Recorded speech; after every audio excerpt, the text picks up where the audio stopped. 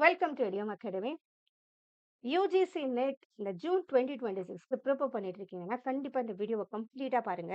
ஏன் நம்ம TN set இப்போ மென்ஷன் பண்ணிட்டு இருக்கோம்னா, நமக்கு ஆனுவல் பிளானர்ல டிஎன் செட்டும் நமக்கு செப்டம்பர்ல நோட்டிபிகேஷன் வரும்னு போட்டிருக்காங்க. ஸோ நம்ம கண்டிப்பா எக்ஸ்பெக்ட் பண்ணலாம் இந்த இயர். ஸோ டிஎன் செட் படிக்கிறீங்கனாலும் இதுதான் ரைட் டைம். உங்க ப்ரிப்பரேஷனை ஸ்டார்ட் பண்ணுங்க. ஏன்னா நெட் செட்டை பொறுத்த வரைக்கும் நமக்கு கவர் பண்ண வேண்டிய சிலபஸ் நிறைய இருக்கு. ஓகேவா? ஸோ இதுதான் ஃபர்ஸ்ட் டைம்னா அவங்களுக்காகவே இந்த இன்ஃபர்மேஷன். நமக்கு யுஜிசி நெட்டோ, டிஎன் செட்ட பொறுத்த வரைக்கும் நமக்கு 2 பேப்பர் இருக்கும். Paper 1, paper 2. பேப்பர் 1 எல்லாருக்குமே காமன். நமக்கு அதுல 50 கொஸ்டின்ஸ் கேட்பாங்க. ஒரு கொஸ்டினுக்கு 2 மார்க். நமக்கு 100 மார்க்ஸ் இருக்கு.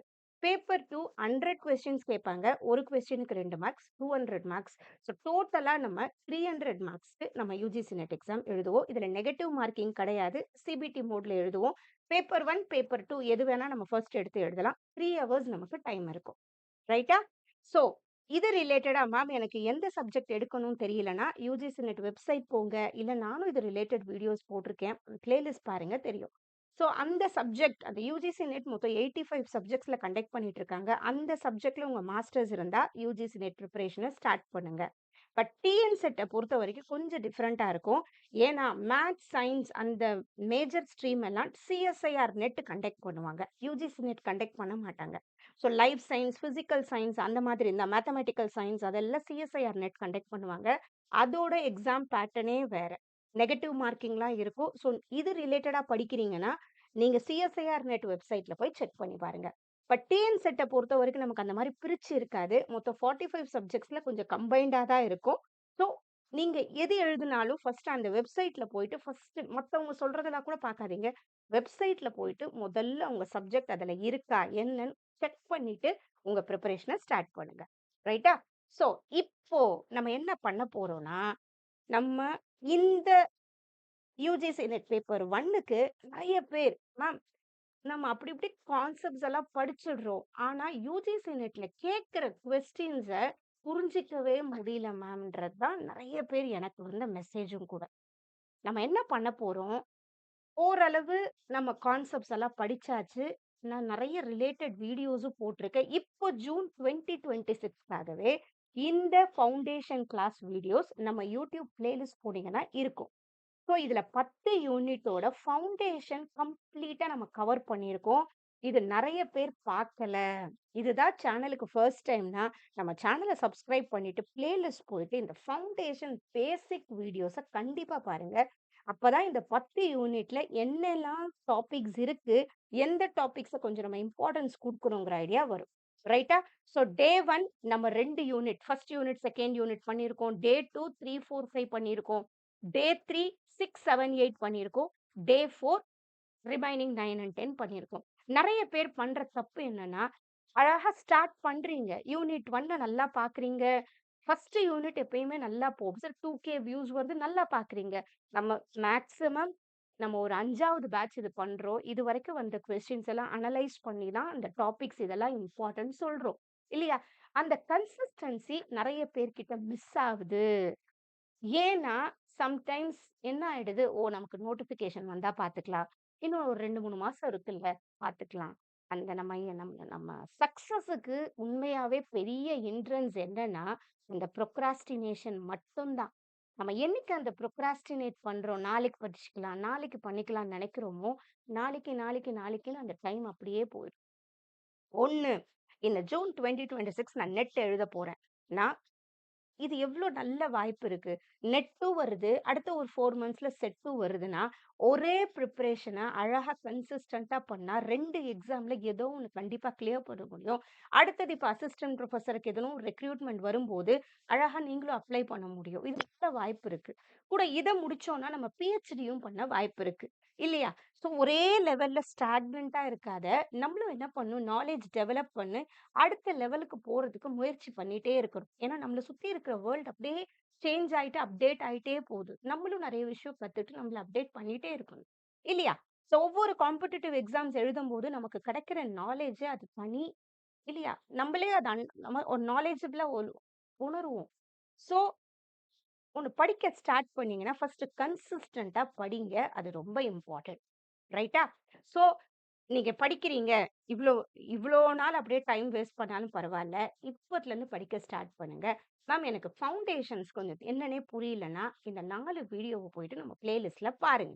டே 1, டே 2, டே 3, டே 4ன்னு ஃபவுண்டேஷன் எல்லா 10 யூனிட்டுக்குமே எதெல்லாம் படிக்கணும், எதெல்லாம் இப்ப அப்டேட்டடா கேட்கறாங்கன்றத நான் எக்ஸ்ப்ளைன் பண்ணியிருக்கேன். ரைட்.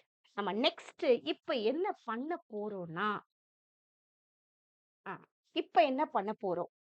இன்னிலேருந்து நம்ம ஒரு எம்சிக்யூ எப்படி ஸ்மார்ட்டா நம்ம ஒரு பேப்பர் 1ல வர கொஸ்டின்ஸா இருக்கட்டும், இல்ல உங்களுக்கு பேப்பர் 2 இருக்கட்டும், என்ன காம்படிட்டிவ் எக்ஸாம் எழுதினாலும் எப்படி ஒரு எம்சிக்யூஸ நம்ம புரிஞ்சு நம்ம சால்வ் பண்ணணுன்றது தான் இனி ஒரு 2, 3 வீடியோஸ் நம்ம போடுறதா இருக்கும். ஏன்னா கன்டென்ட்ட தாண்டி நெறைய பேர் அந்த இடத்துல struck ஆறாங்க.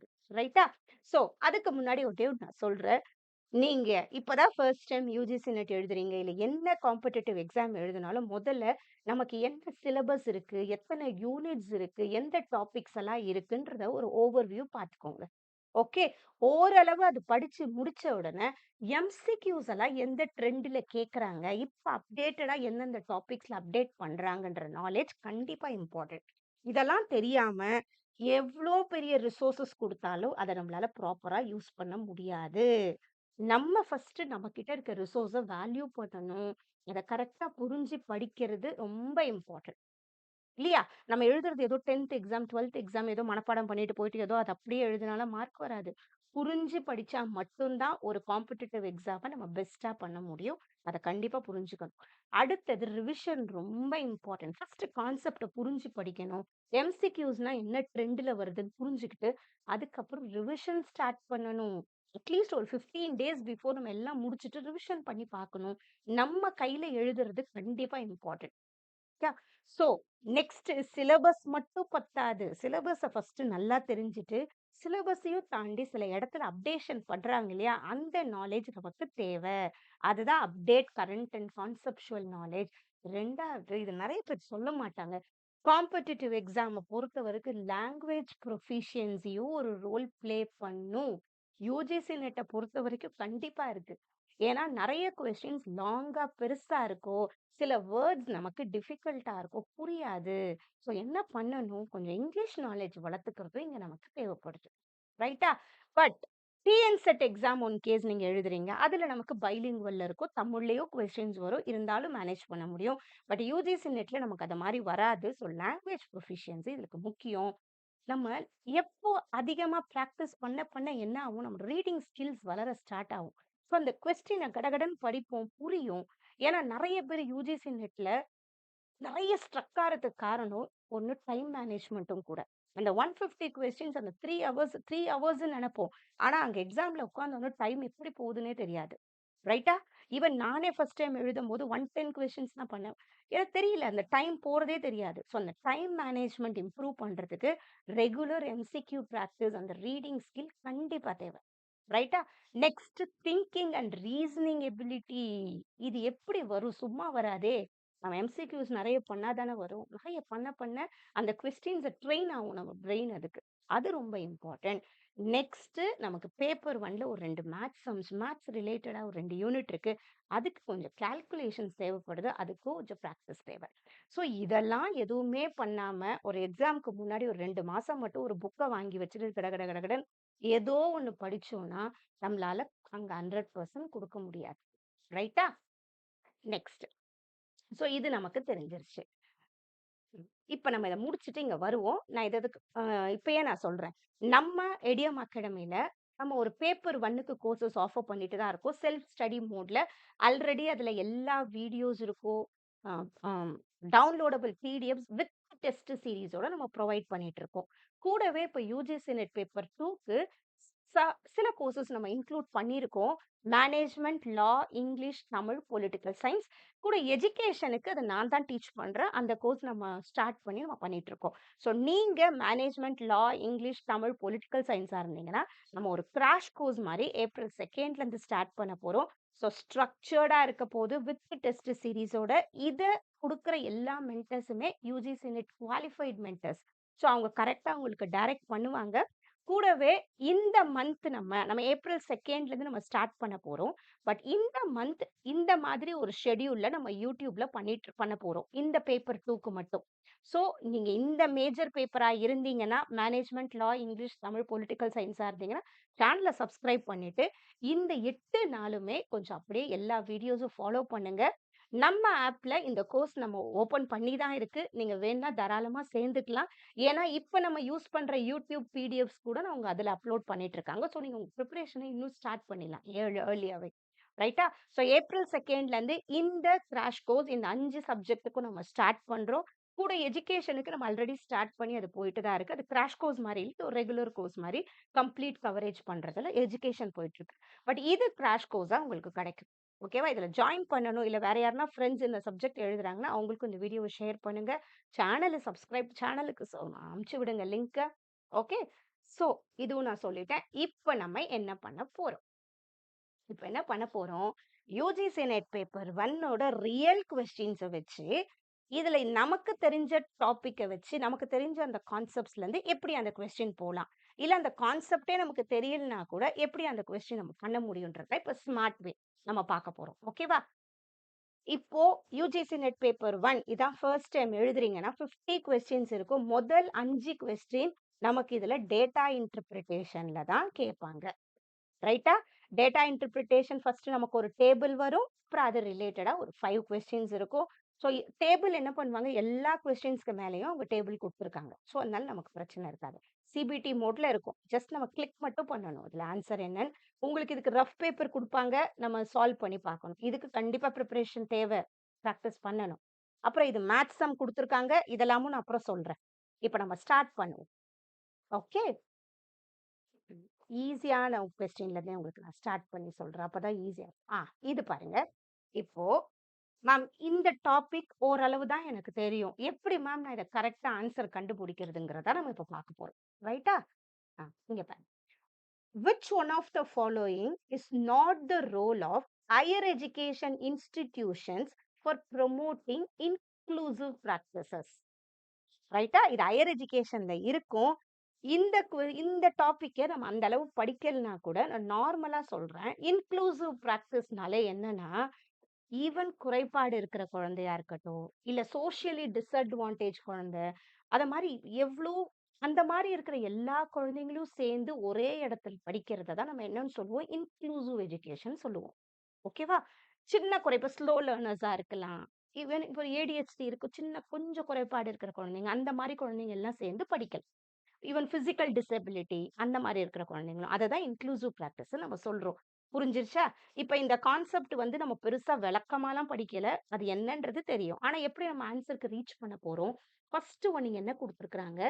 To ensure a barrier-free and an inclusive mechanism to help in the admission process. Inclusive educationனாலே என்னது? அவங்களுக்கு எந்த தடங்கலும் இல்லாம அட்மிஷன் ப்ராசஸ ப்ராப்பரா பண்றது. அப்பதான் இது இன்க்ளூசிவ் எஜுகேஷன்ல இருக்கும். ஓகே. அது ஆன்சரா இருக்காது. இங்க நாட்ன்னு குடுத்திருக்கிறாங்க. Right. Next. To take appropriate measure to ensure universal accessibility in infrastructure system. இதுவும் இருக்கும். ஒரு குழந்தைக்கு நடக்க முடியல. ரேம்ப் தேவைப்படுது இல்லையா? இன்ஃப்ராஸ்ட்ரக்சர்னா என்ன? அந்த மாரி ஊனமுற்றவங்க, அந்த மாரி குறைபாடு இருக்கிற குழந்தைங்களுக்கும் அவங்களுக்கு தேவையானத குடுக்கறது தான். அது கண்டிப்பா இருக்கும் இன்க்ளூசிவ் எஜுகேஷன்ல. அப்ப அதுவும் இருக்கு. To make compulsory provisions for teacher training based on universal design of learning. இந்த வேர்ட ஞாபகம் வச்சுக்கோங்க. இன்க்ளூசிவ் எஜுகேஷன் வந்தாலே யூடிஎல் இருக்கும். யூடிஎல்னா ஒண்ணுமே இல்ல. அந்தந்த குழந்தைக்கு ஏத்தா மாரி ஒரு டீச்சிங் மெத்தட மாத்தி ஒரு டீச்சர் குடுக்குறாங்க இல்லையா? அததான் யூடிஎல்ன்னு நம்ம சொல்லுவோம். எல்லா மாதிரியும் இருக்கும். சில குழந்தை கண்ல பார்த்து படிக்கிறதா இருக்கட்டும், காதுல கேட்டு செஞ்சு படிக்கிறதா இருக்கட்டும். அந்த எல்லா குழந்தைக்கும் ஏத்தா மாரி ஒரு டீச்சிங் மெத்தட் செட் பண்றாங்க இல்லையா? அதுதான் யூடிஎல். இது ரொம்ப இம்பார்ட்டன்ட் இன்க்ளூசிவ் எஜுகேஷன். இந்த 3மே இதுக்கு நான் பெருசாலாம் படிக்கல. Universal design for learning. ஞாபகம் வச்சுக்கோ. யூடிஎல் அது மட்டும். To facilitate participation in corporate life on on equal basis with others. இந்த கார்ப்பரேட் லைஃப்லாம் என்ன? நாளைக்கு அவங்க வேலைக்கு போயிட்டு அந்த இடத்துல இருக்கிறது தானே! இல்லையா? அது இந்த இடத்துல வேணா பர்சனாலிட்டி டெவலப்மென்ட் பண்ணலாம். அந்த மாரி பண்ணலாமே தவிர, கார்ப்பரேட் லைஃப்ப பத்தி எதுக்கு இப்பயே சொல்லிக் குடுக்கணும்? அது எங்கருந்து வரும் இன்க்ளூசிவ்ல? ரைட்டா? ஸோ இதுக்கு ஆன்சர் வந்து 4. ஸோ என்ன பண்றோம், அந்த கான்செப்ட்டே இன் டெப்த் எனக்கு தெரியலனா கூட, சில விஷயம் நம்ம என்ன பண்ணணும், நம்ம தான் கனெக்ட் பண்ணி யோசிக்கணும். ஏன்னா எழுத போறது காம்படிட்டிவ் எக்ஸாம். இது மட்டும் இல்ல, எந்த காம்படிட்டிவ் எக்ஸாம் எழுதினாலும் இப்படிதான். இந்த லாஜிக் கொஞ்சம் நம்ம தான் யூஸ் பண்ணணும். ரைட்டா?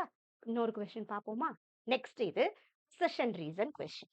அசர்ஷன் பார்ப்போமா இப்ப? அதே மாதிரி மேம் கான்செப்ட்டே படிக்காம போய் நான் எழுதிடலாமா? கிடையாது.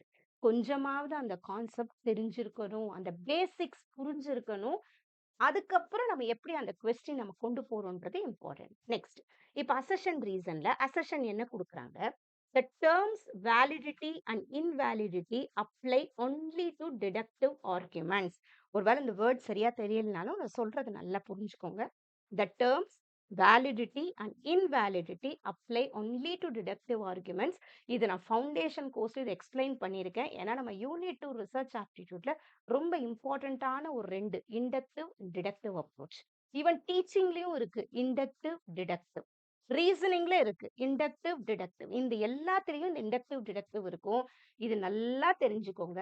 டிடக்டிவ்னா ஜில இருந்து எஸ்.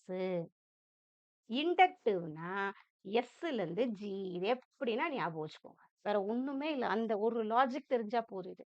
ஜினா ஒண்ணுமே இல்ல. டீச்சர் ஃபர்ஸ்ட் அனிமல் பத்தி சொல்லிக் குடுத்துட்டு, அதுக்கப்புறம் இவங்க ஒரு டாக பத்தி சொல்லிக் குடுக்கணும். ஒரு ஸ்பெசிஃபிக்கான ஒரு ஐட்டத்துக்கிட்ட போறாங்க. அத மாரி வச்சுக்கோங்க. அவ்வளவுதான். ஓகே. இண்டக்ஷன்னா என்னன்னா, ஒரு ஸ்பெசிஃபிக்கான ஒரு விஷயத்த பார்த்துட்டு, அதுக்கப்புறம் அது இப்படிதான் இருக்கும்னு ஒரு முடிவுக்கு போறோமே, அதுதான் ஜெனரல்னு வச்சுக்கோங்க. இத மட்டும் ஞாபகம் வச்சுக்கோங்க. ஓகே. ஸோ இந்த ஒண்ணு நமக்கு இந்த ஒரு குட்டி லாஜிக் மட்டும் தான். இது அப்படியே எங்கேயும் ஃபுல்லா படிச்சிருக்க மாட்டோம். இங்க என்ன சொல்றாங்க? Validity and invalidity. இந்த வேலிட், இன்வேலிட்ன்னு வர்றது டிடக்டிவ்ல தான் வரும். ஏன்னா என்ன பண்றோம்? நம்ம ஜெனரல்ல நமக்கு தெரியிற ஒண்ணுத்துல தான் ஒரு குறிப்பிட்ட இதுக்கு போறோம். அப்பனா இது ரைட்டு தான். வேலிட், இன்வேலிட் வந்துச்சுன்னா, அது டிடக்டிவ்ல வரும். ஞாபகம் வச்சுக்கோங்க. Reason. In a deductive argument, conclusion follows from its premises with absolute necessity. இதுல எனக்கு நல்லா புரியுது இல்லையா? இந்த ப்ரிமைசஸ்ன்னு நம்ம பார்க்குற சில விஷயத்த தான் நம்ம ப்ரிமைசஸ்ன்னு சொல்றோம். நம்ம பார்த்த சில விஷயம் இருக்கு. Conclusion follows from its premises with absolute necessity.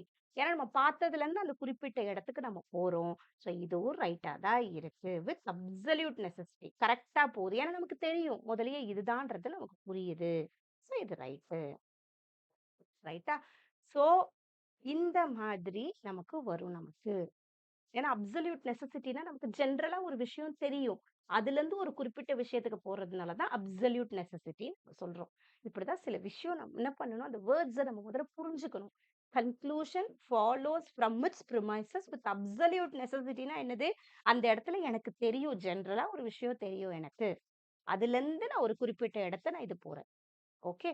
So இது 2மே ரைட்டு. ரைட்டா? இது அப்படித்தான் வருது. இந்த கொஸ்டினுக்கு வரேன். இது எல்லாமே நான் ஒண்ணு ஒண்ணா சொல்லித் தரேன். எப்படி வரும்ன்றத. இப்ப இந்த கொஸ்டின் பாருங்க. Which of the following is related to computer சாஃப்ட்வேர்ன்னு சொல்லியிருக்காங்க. நமக்கு இதுல கொஞ்சம் கான்செப்ட் தெரிஞ்சா தான் பண்ணுவோம். ஹார்ட்வேர்னா என்னன்னு சொல்றோம்? Physical component. சாஃப்ட்வேர்னா ஏதோ ஒரு ஆப்பரேஷன் பண்றதுக்கு நமக்கு சாஃப்ட்வேர் தேவைப்படுது. இல்லையா? ஓகே. இப்ப பயோஸ்ன்னு சொல்றோம். இல்லையா? அது நெறைய எல்லாமே நமக்குள்ள சாஃப்ட்வேர்க்குள்ள இருக்கிறது. ஸோ இத மவுஸ்ங்கிறது சாஃப்ட்வேர்ல சேருமா? சேராது. ஹார்ட்வேர். ஸ்டைலஸ் நம்ம எழுதுற ஸ்டைலஸ் பென்னு கிடையாது. பென் டிரைவ் கிடையாது. அப்ப என்ன இருக்கும்? Spread sheet. ஸோ இந்த கொஸ்டின் ஈஸியா தானே இருக்கு. ஸோ இது டைரக்ட் கொஸ்டின். இந்த மாரியும் யுஜிசி நெட்ல வரும். நமக்கு எப்படி வரும்? டைரக்ட் கொஸ்டினும் வரும். அந்த மாதிரி அந்த மாரி அசர்ஷன் ரீசன் கொஸ்டினும் நமக்கு வரும். இந்த மாதிரி கொஸ்டினும் வரும். இப்ப என்ன பண்றோம்? இந்த கொஸ்டின் வந்து ஈவன் நான் ஃபவுண்டேஷன் கிளாஸ்லயும் நான் போட்டது கிடையாது. இது ஒரு நியூ கொஸ்டின் தான். இத எப்படி நம்ம கண்டுபிடிக்கலாம்? அதுதான். ஓகே. நமக்கு தெரிஞ்ச ஒரு ஜெனரல் திங்கிங் வச்சு இதுக்கு ஆன்சர் கண்டுபிடிச்சிடலாம். எப்படி தெரியுமா? நல்லா பாருங்க. Stereotype replacement. ஸ்டீரியோடைப்னா என்னது? இப்ப பாய்ஸ் இப்படிதான், கேர்ள்ஸ் இப்படிதான் நம்ம ஒரு விஷயம் நம்ம சொசைட்டி செட் பண்ணுது இல்லையா? அதுதான் ஸ்டீரியோடைப். அந்த ஸ்டீரியோடைப்போட ரீப்ளேஸ் பண்றதுக்கு டீச்சர் என்ன பண்ணணும்? டீச்சர் எப்படி பண்ணணும் டீச்சர்? அதுதான். மேம் இது எப்படி மேம் போறது புரியலன்னா, மேட்ச் த ஃபாலோயிங் இன்னொரு வே இருக்கு. இங்க பாருங்க A3, A2, A1, A3 ரைட்டா? இப்போ இந்த இடத்துல ஏக்கு 4ஏ கிடையாது. அப்போ 4 பார்க்கவே பார்க்காதீங்க. A3ய ஃபர்ஸ்ட் பாருங்க. A3 பாருங்க இப்போ. Planned in teaching to ensure non stereotypic examples. இங்கேயே நமக்கு புரிஞ்சிருச்சு. இப்ப டீச்சர் வந்து இந்த இங்க என்ன தெரியுமா லிஸ்ட் 1ல strategies for mitigating bias in classroom. இந்த பயாஸ் இல்லாம ஒரு கிளாஸ்ல பாத்துக்கிறதுக்கு மிட்டிகேட்டிங்னால முன்னாடி பண்ற விஷயங்கள் தான் மிட்டிகேட்டிங். ஓகே, தடுக்கிற விஷயங்களும் முன்னாடி பண்றது. என்ன பண்ணலாம் டீச்சர்? நான் ஸ்டீரியோடைபிக் எக்ஸாம்பிள்ஸ் குடுக்கலாமா? கரெக்ட் தானே இது? இப்போ இப்போ ஒரு கேர்ள் வந்து சயின்டிஸ்டா இருக்கிறது, இல்ல கேர்ள்ஸ் வந்து பைலட்டா இருக்கிறது, அந்த மாதிரி எவ்வளவோ விஷயம் இருக்கு. அந்த மாதிரி அந்த மாதிரி விஷயங்கள் நெறைய சொல்ல சொல்ல அந்த பயாஸ் இருக்காது கிளாஸ்ல. அப்பனா ஏக்கு 3 செட்டா வந்துருச்சா? இது நம்ம எந்த சிலபஸ்லயும் படிக்க மாட்டோம். எந்த இடத்துலயும் இல்ல இது. சிலபஸ்லலாம் ஸ்டீரியோடைப் பத்தி குடுத்துருக்க மாட்டாங்க. நோட்ஸ்லயும் இருக்காது சில நோட்ஸ்ல. நம்ம தான் சில பாயிண்ட்ஸ் புரிஞ்சுக்கணும். இப்ப A3 வந்துருச்சு. இப்ப இது கரெக்ட்டா இருக்கு.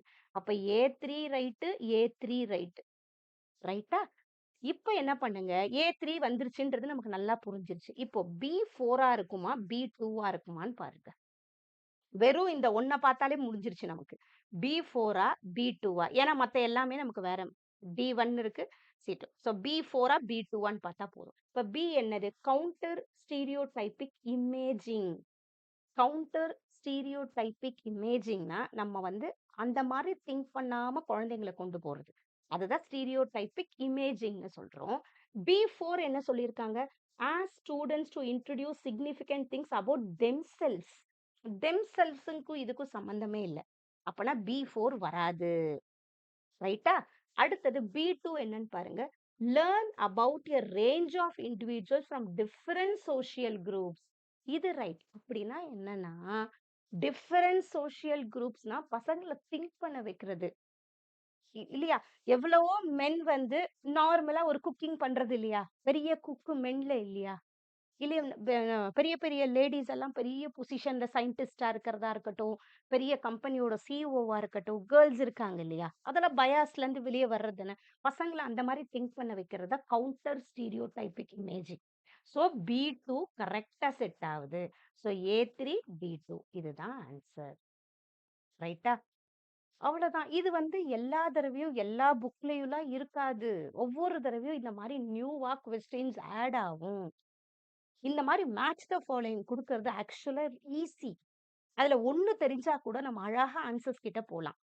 ஓகே. அதுக்கப்புறம் நம்ம செக் பண்ணணும்னா பண்ணலாம். இல்லன்னா கரெக்ட்டா கன்ஃபார்மா தெரிஞ்சா போயிட்டே இருக்கலாம். இருந்தாலும் இந்த இடத்துல சொல்றேன். இப்ப இன்டிவிடுவேட்டிங்ன்னு ஒண்ணு சொல்லியிருக்காங்க இல்லையா? இதுதானே. As students to introduce significant things about themselves. அவங்க இண்டிவிஜுவல்ஸ பத்தி பேசற வைக்கிறது தான் இன்டிவிடுவேட்டிங். புரிஞ்சிருச்சு. அடுத்தது பெர்ஸ்பெக்டிவ் டேக்கிங்ன்றது building opportunities to learn about first person perspective. அவங்களுக்கு என்ன பெர்ஸ்பெக்டிவ் தோணுது அதுதான். ரைட்டா? ஸோ இத மாதிரி நமக்கு கொஸ்டின்ஸும் வரும். எல்லாமே நம்ம படிச்சதுலேருந்து வராது. நான் மட்டும் இல்ல, யாரா இருந்தாலும் குடுக்க முடியாது அந்த மாதிரி. ஏன்னா இது காம்படிட்டிவ் எக்ஸாம். நம்ம ஒரு 50 கொஸ்டின்னா, அதுல ஒரு 10 கொஸ்டின் புதுசா இருக்கும். அதுல நம்ம தான் நம்மள ட்ரெயின் பண்ணிக்கணும். அது இம்பார்ட்டன்ட். நெறைய பேர் பண்ற தப்பு இதான். எம்சிக்யூஸ் நெறைய பண்றதும் இம்பார்ட்டன்ட். அது பண்ணும்போது அந்த எந்த போக்குல கொஸ்டின்ஸ் கேட்கறாங்கன்றது புரியும். அதுக்கு நம்ம ட்ரெயின் பண்ணிக்கிறதும் இம்பார்ட்டன்ட். ரைட்டா? அடுத்தது. பட் இதெல்லாம் வந்து மீனு. 19. இந்த கொஸ்டின் இப்ப பாருங்க. Identify the variables that pertain to interval scale of measurement. இது எங்கிருந்து கேட்டிருக்காங்கன்னா, இது ஒரு ரிசர்ச் ஆப்டிட்யூட் கொஸ்டின். மேம் எனக்கு இது தெரியவே தெரியாது. நான் இந்த மாரி பண்ணியே பார்த்தது இல்லையே மேம். ஆனா இந்த டாபிக் என்னன்றத நம்ம படிச்சிருக்கோமா? ஏன் நான் இவ்ளோ நான் இன்சிஸ்ட் பண்றேன்னா, நம்ம நெறைய வீடியோஸ் போட்டிருக்கோம். இந்த மாரி நெறைய கான்செப்ட்ஸ் பண்ணியிருக்கோம்.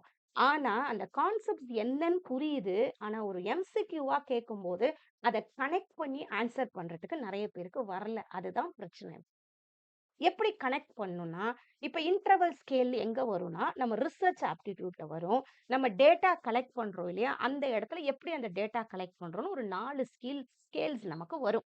ஓகே. அததான் நம்ம நாமினல், ஆர்டினல், இன்டர்வல், ரேஷியோன்னு சொல்லுவோம். இதுல என்ன கேட்டிருக்காங்க? இன்டர்வல் ஸ்கேல் கேட்டிருக்காங்க. இத பத்தி நான் விளக்கமா எக்ஸ்ப்ளைனும் பண்ணியிருப்பேன்.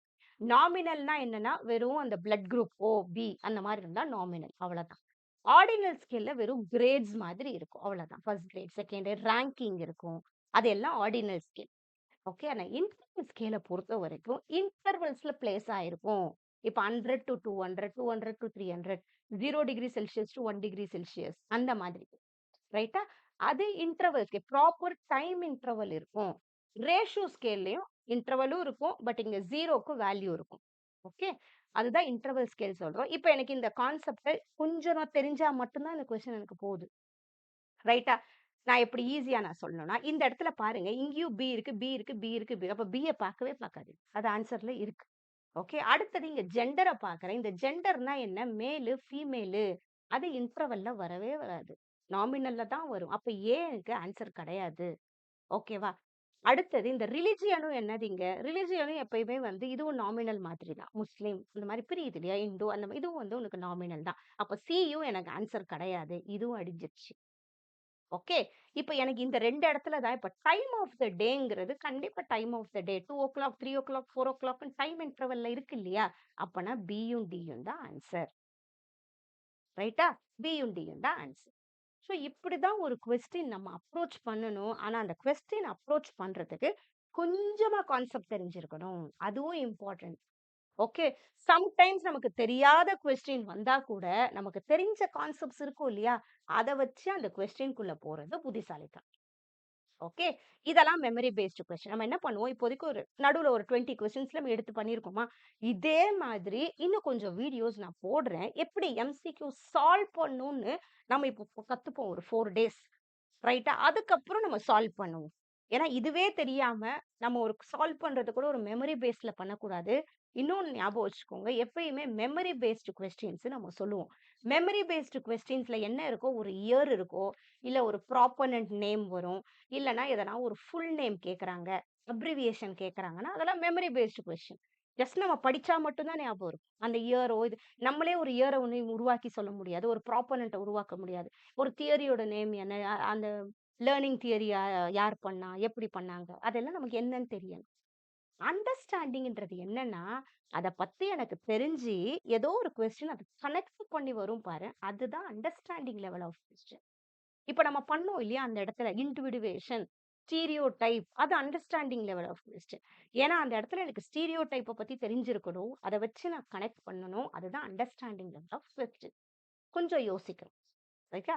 நெக்ஸ்ட் இன்னும் கொஞ்சம் நமக்கு சப்ஜெக்டிவ் கொஸ்டின்ஸ் வருது. ரிஃப்ளெக்டிவ் இந்த இடத்துல சொல்ல முடியாது. சப்ஜெக்டிவ் கொஸ்டின்ஸ் வருதுன்னா, அது நமக்கு பேப்பர் 1ல ரொம்ப சப்ஜெக்டிவ் கொஸ்டின்ஸ் கேட்க மாட்டாங்க. மெமரி அண்டர்ஸ்டாண்டிங்ல தான் கொஞ்சம் நமக்கு கொஸ்டின்ஸ் வரும் நெறைய.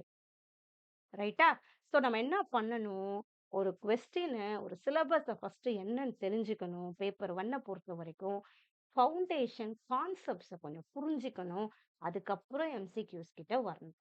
ஓகே. இது எல்லாமே இப்போ ஜான் 2026ல கேட்ட கொஸ்டின். இப்ப இது மெமரி பேஸ்ல சேரும். இந்த question. Arrange the following in chronological ஆர்டர்ன்னு கேட்டிருக்காங்க. இது எங்க வரும்னா, இதுவும் நமக்கு அப்படி இப்படி ஆக்ட் ஆர்பிடபிள்யூடி ஆக்ட், இன்க்ளூசிவ் எஜுகேஷனுக்குள்ள ஹையர் எஜுகேஷன்ல வர்றது இதெல்லாம். ஸோ இதுக்கு நமக்கு இயர் தேவைப்படுது. ரைட்டா? இதுக்கு இயர் இது மெமரி பேஸ்டு கொஸ்டின். இத படிக்காம போய் எழுத முடியாது. ஆனா, இது நம்ம இதுக்கு நமக்கு தெரியணும். அவ்வளவுதான். ரைட்டா? சோ, இப்படிதான் ஒரு எம்சிக்யூஸ நம்ம சால்வ் பண்ண வேண்டியது இருக்கு. இந்த கொஸ்டினும் அதே மாதிரி இது அசர்ஷன் ரீசன் கொஸ்டின் இது. என்ன கேட்டிருக்காங்க? Education is the most important pillar of a civilised and dignified society. இப்ப இந்த சென்டென்ஸ வச்சே ஒரு புக் போட்டு குடுப்போமா? முடியாது. இப்ப யுனெஸ்கோவோட மெயின் ஸ்டேட்மெண்ட் என்னன்னா, அது நம்ம படிச்சு அதே மாரி வரும். பட் இது வந்து ஜெனரல் ஸ்டேட்மெண்ட். இது வந்து எப்படி வேணா வரும். நம்ம தான் நம்ம புரிஞ்சத வச்சு ஆன்சர் பண்ணணும். Education is the most important pillar தானே. அப்ப அசர்ஷன் ரைட் தான். ரீசன் என்ன குடுத்திருக்காங்க? The educational institution to not represent values and எத்திக்ஸ்ன்னு குடுத்திருக்காங்க. அது எப்படி செட் ஆகும்? எல்லா எஜுகேஷன் இன்ஸ்டிடியூஷன்ஸும் இப்ப வேல்யூ பேஸ்ட் அசஸ்மென்ட் இருக்கு. கொஞ்சம் வேல்யூக்கு இம்பார்ட்டன்ஸ் குடுக்குறோம் தானே. அது எப்படி தப்பு வரும்? இல்லையா? ஸோ இது கொஞ்சம் நார்மலாவே நல்லா புரியிற மாதிரியே குடுத்துட்டாங்க. அசர்ஷன் ரீசன பொறுத்தவரைக்கும், அசர்ஷன்ங்கிறது ஒரு மெயினான ஒரு ஸ்டேட்மெண்ட். ரீசன்ங்கிறது பிகாஸ்ன்னு போட்டா, இப்ப நான் பிகாஸ் இந்த மாரி ஒண்ணு போடுறேன்னா, இந்த ரீசனோட அந்த அசர்ஷன் கனெக்ட் ஆனா மட்டும் தான் அது ரைட். சம்டைம்ஸ் அசர்ஷனும் கரெக்ட்டா இருக்கும், ரீசனும் கரெக்ட்டா இருக்கும். ஆனா அது 2த்தோட எக்ஸ்ப்ளனேஷன் 2த்துக்கும் பொருந்தாது. அப்ப என்ன ஆயிடும்? Both A and R R correct. But R is not the correct. R is not the correct explanation சேர்ந்துரும். பட் இந்த இடத்த பொறுத்தவரைக்கும் A is correct. But R is not correct. அவ்வளோதான். ரைட்டா? ஸோ இது கொஞ்சம் இது. இது வந்து மேத்ஸ். மேத்ஸ்லாம் நம்ம தனியா ஒரு தடவ நான் எல்லாத்தையும் சொல்லிக் குடுக்குறேன் நான். ரைட்டா? ஸோ இதுவும் அப்படி அப்படியே மெமரி பேஸ்டு கொஸ்டின் தான் நமக்கு. Which of the following are commonly responsible for acid ரெயின்னு கேட்டிருக்காங்க. ஆசிட் ரெயின்னா என்னன்னு தெரியும். இப்ப யூனிட் 9ல இது நமக்கு வரும். Okay. Nitrogen dioxide, sulphur டை இது வந்து நமக்கு தெரிஞ்சா மட்டும் தான் இந்த மாரி நம்ம போ முடியும். ஓகே. இதுல NO2 மட்டும் ஞாபகம் இருந்தா கூட நமக்கு ஆன்சர் வந்துரும். ஸோ நமக்கு பேப்பர் 1 பொறுத்தவரைக்கும் மெமரி அண்டர்ஸ்டாண்டிங்ல தான் கொஸ்டின் வரும். சப்ஜெக்டிவ் கிட்டலாம் ரொம்ப போவாது. ஸோ கான்செப்ட்ஸ பத்தியும் புரிஞ்சுக்கணும். அத கொஸ்டினோட கனெக்ட் பண்றத பத்தியும் நம்ம புரிஞ்சா மட்டும் தான் நம்ம இதுல மார்க் எடுக்க முடியும். ஆனா பேப்பர் 1ஓட மார்க் நம்ம யுஜிசி நெட் கிளியர் பண்றதுக்கு ரொம்ப ஹெல்ப்ஃபுல்லா இருக்கும். ரைட்டா? ஓகே. மத்த கொஸ்டின்ஸும் ஒண்ணு ஒண்ணா நான் எப்படி பண்ணியிருக்காங்க, இது எப்படி நம்ம அப்ரோச் பண்ணணும், இது எல்லாமே நான் உங்களுக்கு சொல்றேன். ஸோ இந்த சேனலுக்கு இதுதான் ஃபர்ஸ்ட் டைம்னா சேனல சப்ஸ்கிரைப் பண்ணிக்கோங்க. ரைட்டா? ஸோ நம்மள ஃபாலோ பண்ணிட்டே இருங்க. நம்ம கண்டிப்பா நம்ம எல்லாத்தையும் பண்ணுவோம். இது நானு. இது ஃபர்ஸ்ட்டே சொல்லணும்னு நெனச்சேன். திரும்பியும் சொல்றேன். Smart ways to solve MCQs. என்ன காம்படிட்டிவ் எக்ஸாமா இருந்தா ஃபர்ஸ்ட் கான்செப்ட் புரியணும். அது என்னன்றத புரிஞ்சா மட்டும் தான் நம்ம அத அண்டர்ஸ்டாண்ட் பண்ண முடியும் அடுத்தது. டைப் ஆஃப் கொஸ்டின் என்னன்றது நமக்கு இப்ப தெரிஞ்சிருச்சு. எப்படி வேணா வரும். மேட்ச் த ஃபாலோயிங்ல வரும், ஸ்டேட்மெண்ட் பேஸ்ல வரும், அசர்ஷன் ரீசனிங்ல வரும், குரோனாலஜிக்கல் ஆர்டர்ல கூட நமக்கு வரும் கொஸ்டின்ஸ். ஓகே. சில கொஸ்டின்ஸ் குரோனாலஜிக்கல் ஆர்டர்ல வரும். இல்ல நாட் இன்கரெக்ட் கொஸ்டின்ஸ் வருது. அந்த கீவேர்ட் என்னன்னு பார்த்துக்கிறது இம்பார்ட்டன்ட். அந்த கொஸ்டின ஃபர்ஸ்ட் பொறுமையா படிக்கணும். படிச்சு புரிஞ்சுட்டு அந்த ஆன்சர் கிட்ட போணும். சம்டைம்ஸ் இந்த எலிமினேஷன் மெத்தட்ன்னு நம்ம சொல்லுவோம். எலிமினேஷன் மெத்தட்னா, ஒரு வேள அந்த கொஸ்டினுக்கு ஆன்சர் தெரியலனாலும், நமக்கு யோசிப்போம் இல்லையா? இந்த ஆன்சர் இதுக்கு வர வாய்ப்பே இல்லன்னு யோசிப்போம் இல்லையா? அததான் எலிமினேஷன் மெத்தட். அதெல்லாம் அடிச்சுட்டே வந்துட்டோம்னா, நமக்கு ஆன்சர் ஓரளவு ரீச் ஆயிடும். ரைட்டா? Check statements individual statement based questions எப்போ வரும்னு அதெல்லாம் நான் அப்ப சொல்றேன். நான் எல்லாத்தையும் என்ன பண்ணணுங்கிறது. ஸோ ஒரு ஸ்மார்ட் வேனா, ஸ்மார்ட் ரீடிங் கண்டிப்பா தேவை. அந்த கீவேர்ட் ஐடென்டிஃபிகேஷன் நாட்டுன்னு வர்றதா இருக்கட்டும். இல்லையா? அத நம்ம புரிஞ்சுக்கணும். எலிமினேஷன் ஆஃப் ராங் ஆப்ஷன்ஸ்ங்கிறது அது ஒரு மெத்தட். அத தெரிஞ்சுக்கணும். ரெகுலர் பிராக்டிஸ் அடுத்தது இம்பார்ட்டன்ட். அப்பதான் நம்ம பிரெயின் எம்சிக்யூஸ்க்கு தயாராகும். Are the most effective ways to solve MCQs in competitive exams. So நீங்க என்ன பண்றீங்க? கான்செப்ட்ட ஃபர்ஸ்ட் நல்லா படிச்சுக்கோங்க. நம்ம யூடியூப் பிளேலிஸ்ட்லயும் போட்டிருக்கோம். இல்ல மேம் இன்னும் கொஞ்சம் இன் டெப்த்தா படிக்கிறோம்னா, நம்ம சேனல்ல நம்ம செல்ஃப் ஸ்டடி மோட்ல நமக்கு ஆப் இருக்கு. ஓகேவா? செல்ஃப் ஸ்டடி மோட் நம்ம ஆப் இருக்கு. எடுமாஸ்ட்ரி ஆப் இருக்கு. எடுமாஸ்ட்ரி ஆப்ல ₹2500 எல்லா 10 யூனிட்ஸுக்குமே. ஓகே. மொத்தம் நமக்கு 10 யூனிட்ஸ் இருக்கு இல்லையா? இந்த 10 யூனிட்ஸ நம்ம என்ன பண்ணியிருப்போம்? சப் யூனிட்ஸா பிரிச்சிருப்போம். இப்போ ஒரு யூனிட் எடுத்தோம்னா, அந்த ஒரு யூனிட்ட 3 சப் யூனிட்டா பிரிச்சிருப்போம். இது ஒரு சப் யூனிட்டா பிரிச்சு, அந்த சப் யூனிட்டுக்கு நம்ம வீடியோவும் நம்ம குடுத்துருக்கோம். அதுக்கான டவுன்லோடபிள் பிடிஎஃப்பும் குடுத்துருக்கோம். அடுத்தது அதுக்கான டெஸ்ட் சீரிஸும் குடுத்துருக்கோம். ஸோ ஒரு யூனிட் எடுத்தோம்னா, அது சப் யூனிட்டா பிரிஞ்சு இந்த மாதிரி நமக்கு பிரியும். ஸோ இந்த மாரி ஒரு ஸ்ட்ரக்சர்டா படிக்கும்போது, எல்லா 10 யூனிட் படிக்கும்போது, ஸோ கான்செப்ட்ட பத்தின அண்டர்ஸ்டாண்டிங் கண்டிப்பா வரும். ரைட்டா? கூடவே இந்த மாரி நம்ம அப்டேட் பண்ற டாபிக்ஸும் அதுல நம்ம ஆட் பண்ணிட்டே இருப்போம். இந்த டெஸ்ட் சீரிஸ் தவிர, அப்புறம் மார்க் டெஸ்ட்ன்னும் 50, 50 கொஸ்டின்ஸ் நம்ம ஆட் பண்ணிட்டே இருப்போம். ஆட் பண்ணியிருக்கோம். என்ன பண்ணுவோம், நம்ம சிபிடி மோட்ல வேற இந்த டெஸ்ட் இருக்கிறதுனால, அந்த கொஸ்டின்ஸ் அப்படியே எக்ஸாம்ல நம்ம அட்டெண்ட் பண்ற மாரி ரியல் லைஃப் எக்ஸ்பீரியன்ஸ் குடுக்கும். அந்த டெஸ்ட் எக்ஸ்பீரியன்ஸ் குடுக்கும்.